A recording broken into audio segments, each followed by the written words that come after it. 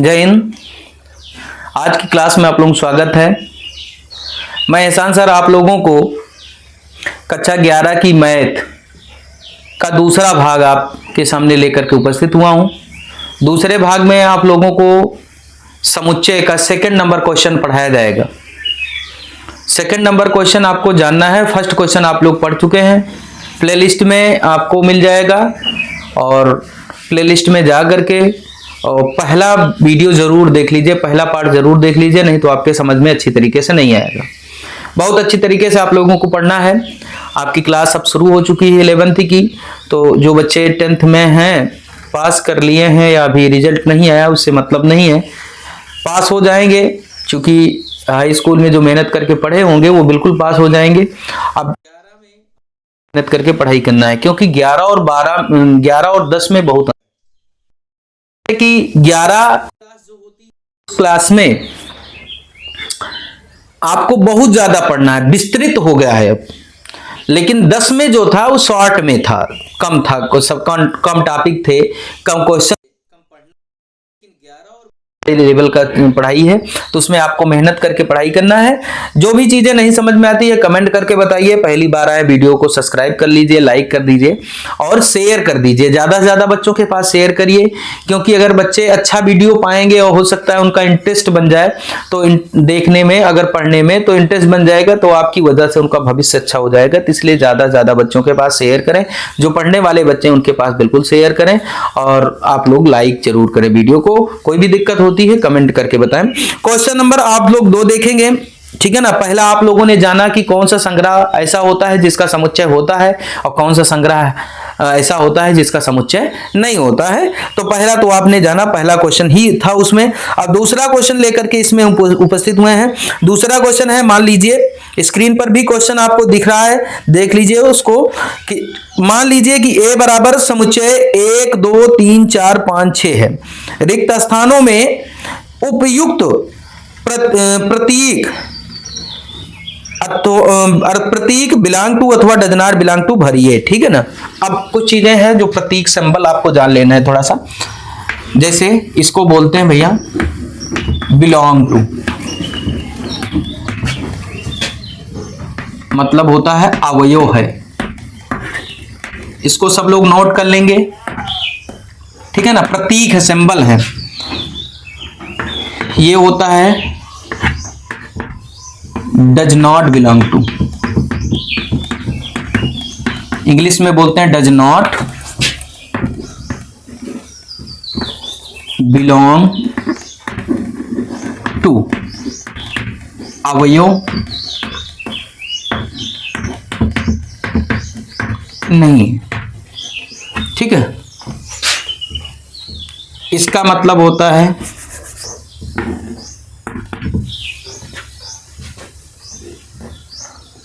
Subset. Subset, subset का मतलब होता है भैया उप समुच्चय, ठीक है ना। सबसेट का मतलब क्या होता है? उप समुच्चय। एक होता है प्रॉपर सबसेट, ठीक है। दूसरा क्या होता है भैया? Proper subset.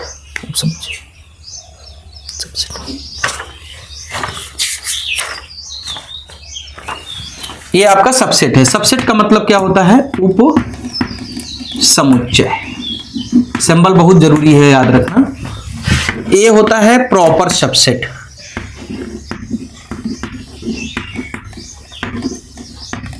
इसको नोट जरूर कर लेना, बार बार देखना तब याद हो जाएगा। उचित उपसमुच्चय, उचित उपसमुच्चय, ठीक है। एक आपका होता है इंटरसेक्शन। इंटरसेक्शन इसका मतलब क्या होता है? उभयनिष्ठ। ये सब सिंबल हैं, ये सब यूज होंगे। एक होता यूनियन। यूनियन का होता है संघ। जिसमें दोनों रहे। एक होता है फाई,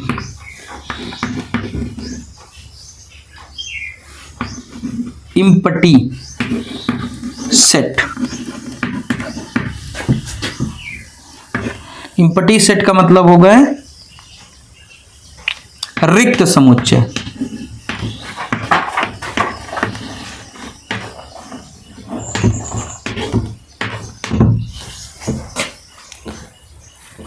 ठीक है, एक होता है ये सेट, इसको पहले ही लेक्चर में आपको बताया जा चुका है, फर्स्ट वीडियो में ही।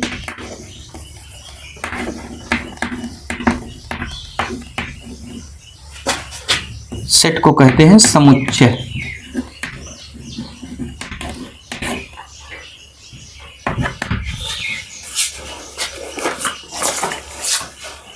नोट करिए,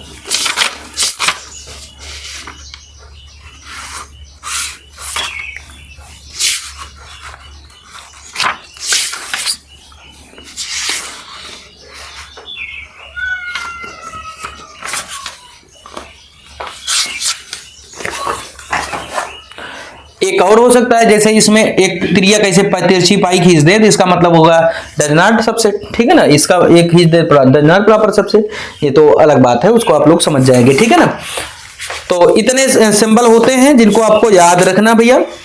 अब इसमें दो दूसरा नंबर क्वेश्चन है, सेकंड नंबर क्वेश्चन जो है इसको आपको जानना है। ठीक है, नोट कर लिए ना। चलिए देखते हैं सेकंड नंबर क्वेश्चन, देखते हैं भैया।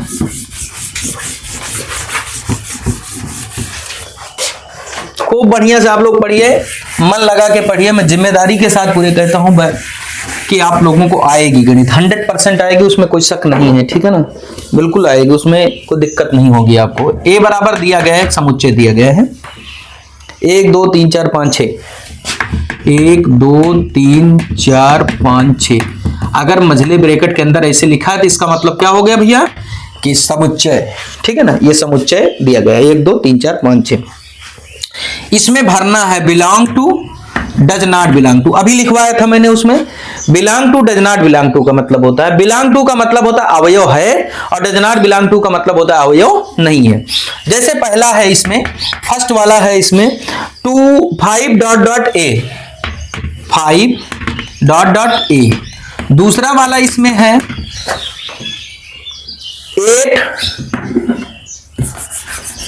8 डॉट डॉट ए। तीसरा वाला इसमें है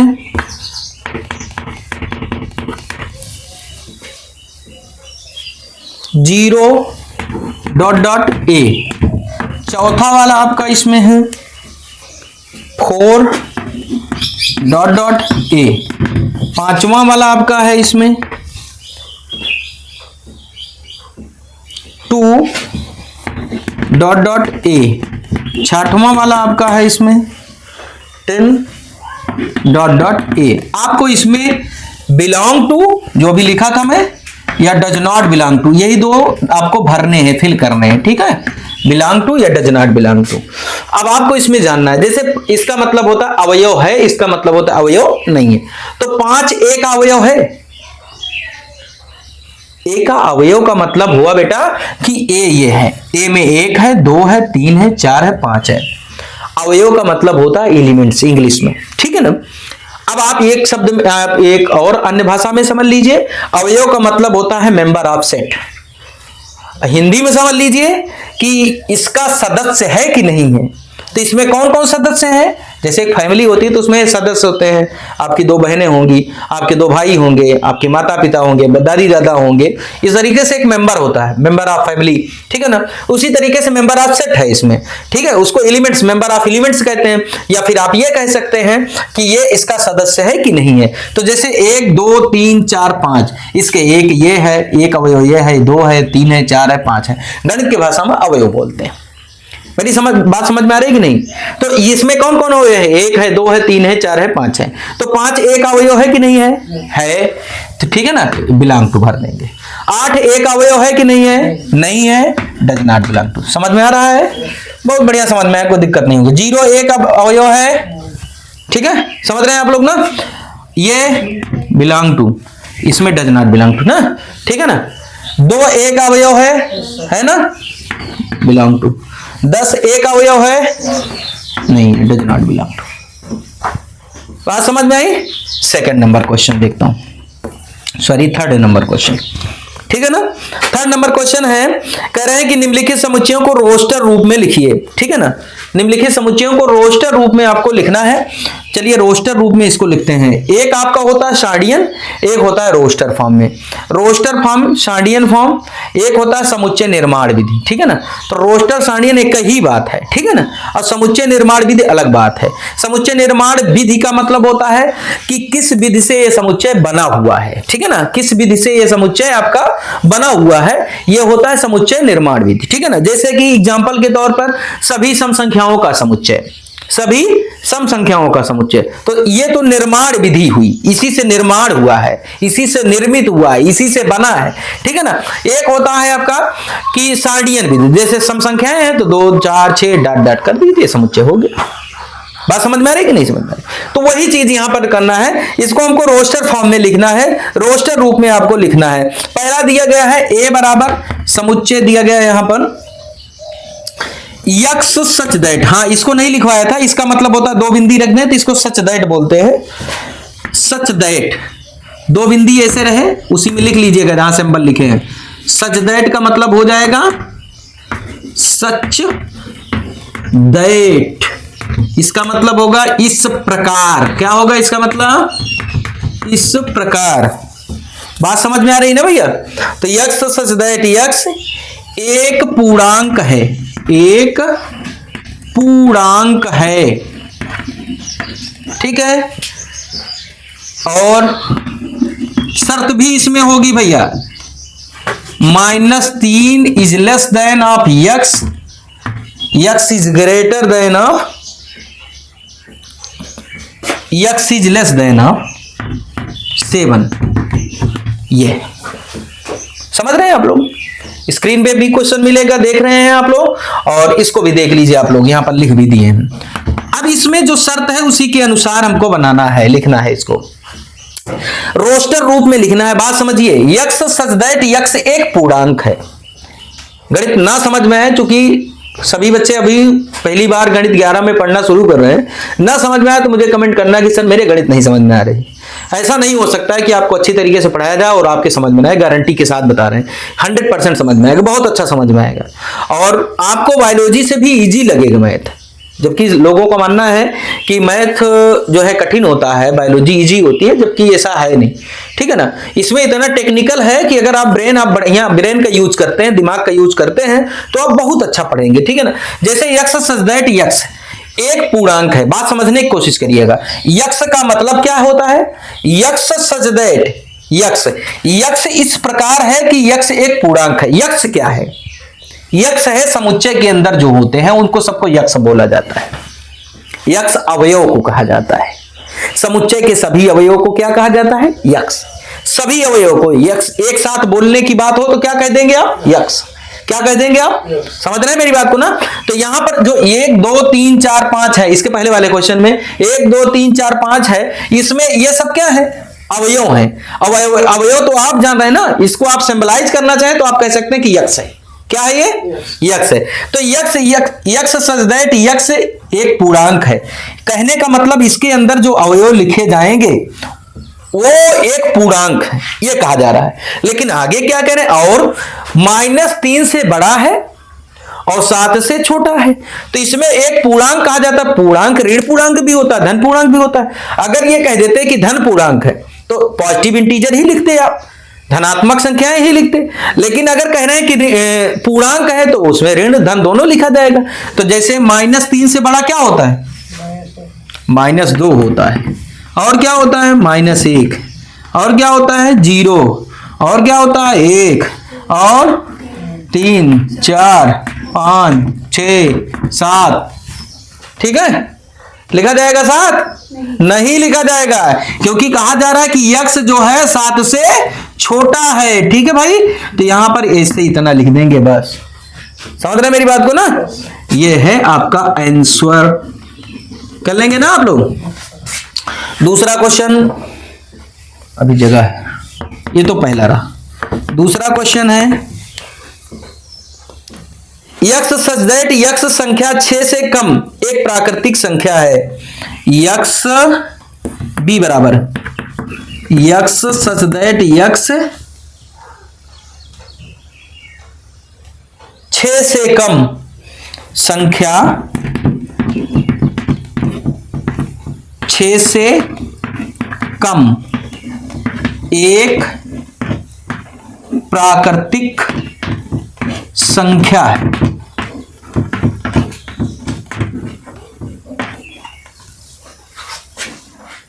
ठीक है ना, संख्या 6 से कम एक प्राकृतिक संख्या है।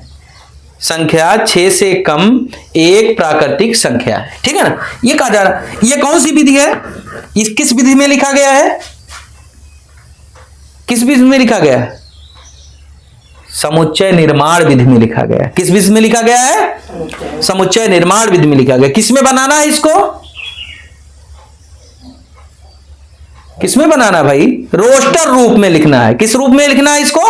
रोस्टर रूप में या सांडियन रूप में लिखना है। ठीक है, तो इसको रोस्टर रूप में लिखो अब। ठीक है, कह रहा है कि यक्स सच दैट यक्स संख्या 6 से कम एक प्राकृतिक संख्या। प्राकृतिक संख्या आपको पता है 0 एक प्राकृतिक संख्या होती है?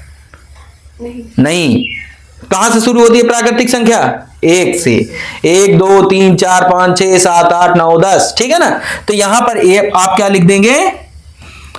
1 2 3 4 5 6 भी लिखा जाएगा?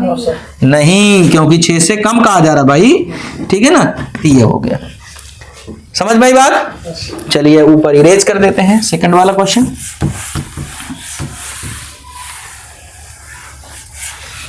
अब इसका नोट कर लिए ना, इसको भी नहीं इरेज कर देते हैं, बार बार इरेज न करना पड़े। वीडियो को लाइक आप लोग जरूर कर दीजिएगा भाई, लाइक शेयर सब्सक्राइब। तीसरे का ये है तीसरा क्वेश्चन, क्या है? सी बराबर, देखिए स्क्रीन पर भी क्वेश्चन आ रहा है और इसमें भी देखिए आप लोग। यक्स सच दैट यक्स 2 अंकों की ऐसी प्राकृतिक संख्या है जिनके अंकों का योगफल 18 है, 8 है, sorry. X such that x 2 अंकों की ऐसी प्राकृतिक संख्या है जिनके अंकों का योग 8 है। जिनके अंकों का योग क्या है भैया? 8 है। लिख दो इसको। ठीक है ना, प्राकृतिक संख्या है, 2 अंकों की संख्या है ना, 2 अंकों की संख्या है, तो 2 अंक की सबसे छोटी संख्या क्या होती है? 2 अंक की सबसे छोटी संख्या 99 की 10। पागल वाली बात कर रही हो क्या तुम?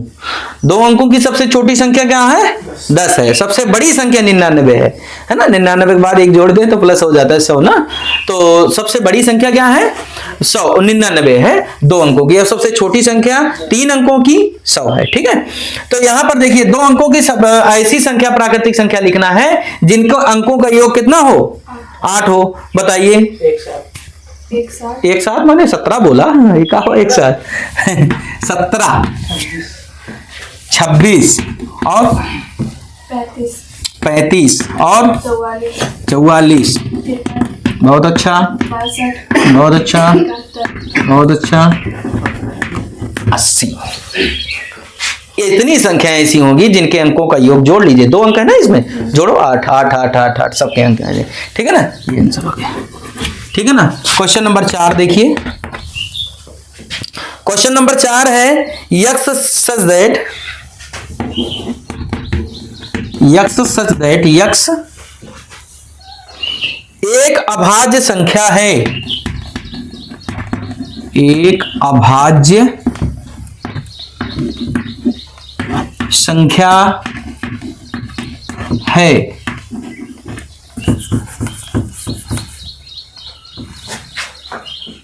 एक अभाज्य संख्या है जो संख्या 60 की भाजक है, जो संख्या 60 की भाजक है, जो संख्या 60 की क्या है भैया, भाजक है। ठीक है ना, संख्या 60 की भाजक है, तो भाजक 60 का भाजक, 60 किससे किससे विभाजित होता है, जिससे जिससे विभाजित होगा वही इसका भाजक होता है ना भैया। तो 60 है तो इसको 2 से कैंसिल आउट करिए तो 30 हो जाएगा, फिर 2 से काटिए 15 हो जाएगा, फिर 3 से काटिए 3 5 15, फिर 5 से काटिए इतना हो जाएगा, और एक तो होगा ही, है ना। तो यहां पर आप लिख देंगे D बराबर सेट के अंदर 1 2 2 और कितना लिखेंगे 3 5। एक बात यहां पर हम आपको एक जानकारी दे देना चाहते हैं, समुच्चय में एक ही अवयव बार बार नहीं लिखे जाते। जैसे 2 बार लिख दिया ना मैंने, नहीं लिखेंगे, समझ रहे हैं ना, इसलिए हमने लिख के बताया आपको। एक बार लिख देते हैं ताकि आप समझ जाएं कि इसको नहीं लिखना चाहिए, ठीक है ना, ये आंसर हो जाएगा। समझ रहे हैं भैया ना। क्वेश्चन नंबर 5 देख लीजिए।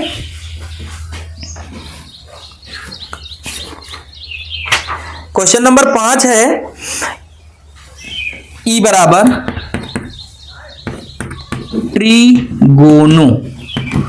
ट्रिगोनोमेट्री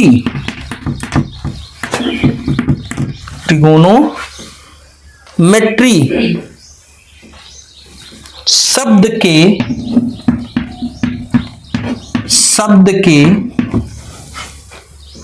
सभी अक्षरों का समुच्चय।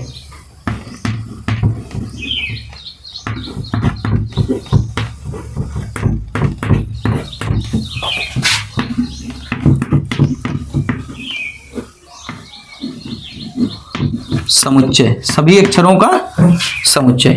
ई बराबर आपका क्या हो जाएगा, T R I G O M, ठीक है ना, M E, फिर T, फिर लिखेंगे T,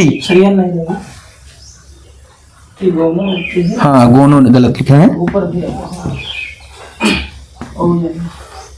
ट्रिगोनो ना, ट्रिगोनोमेट्री, ठीक है ना। तो टी रहेगा, आर रहेगा, आई रहेगा, जी रहेगा, ओ रहेगा, एन रहेगा, सीरियल का कोई मतलब नहीं है, एन रहेगा, फिर ओ रहेगा, दोबारा ओ लिखा जाएगा, नहीं लिखा जाएगा। एक अक्षर एक ही बार समुच्चय में लिखे जाते हैं, एक ही वर्ड, ठीक है ना। तो यहाँ पर ये हो गया आपका, ओ हो गया, यम लिख लेते हैं और ई लिख लेते हैं, और टी आर पहले से लिखा गया है ना, वाई लिख लेते हैं। समझ में आई बात ना भैया। इसके अक्षर है ना, सभी अक्षरों, तो ये अक्षरों को लिख दिए ना, हो गए समुच्चय कामा करके। समझ रहे हैं आप लोग ना। क्वेश्चन नंबर 6 देख लीजिए, एक क्वेश्चन बचा है, इसको पढ़ा देते हैं, उसके बाद अगले वीडियो में आपको अगला क्वेश्चन नंबर 4 पढ़ाया जाएगा, ठीक है ना भैया। बेटर शब्द के सभी अक्षरों का समुच्चय। तीसरे का यह है कौन सा, 6वां, या बराबर बेटर